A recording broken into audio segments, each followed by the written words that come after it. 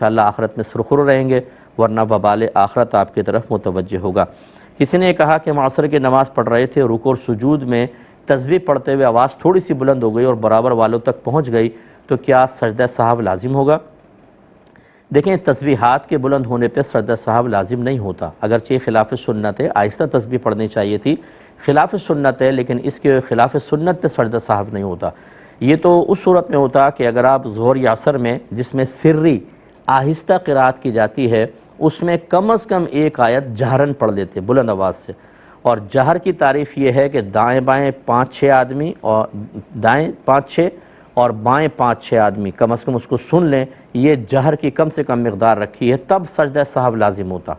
یعنی قرات الحمد شریف یا سورت ملاتے ہوئے کم از کم ایک آیت بلند آواز سے پڑھ دیتے تو، اور یہ تو تسبیحات ہیں، تسبیحات اگر آپ نے بلند آواز سے پڑھ دی، مثلا ثنا آپ نے بلند آواز سے پڑھ دی، اعوذ باللہ بسم اللہ الرحمن الرحیم بلند آواز سے پڑھ دی، تو اس میں سجدہ سہو نہیں ہے، اگرچہ خلاف سنت ہے۔ انہوں نے کہا ہم آسٹریلیا میں رہتے ہیں، تو یہ سڈنی سے انہوں نے کہا تھا کہ یہاں مختلف کونسلز بنی ہوئی ہیں، 35 کونسلز ہیں۔ یہ کہتے ہیں اتنا بڑا شہر ہے جو کراچی سے بھی بڑا ہے، اور اس کو مختلف علاقوں میں تقسیم کر دیا، اس کو کونسل کا نام دیا ہے، تو 35 کونسلز ہیں۔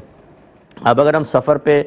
جانا چاہتے ہیں تو ہماری جو مسافت یا مسافرت کی ابتدا ہے وہ کہاں سے مانی جائے گی؟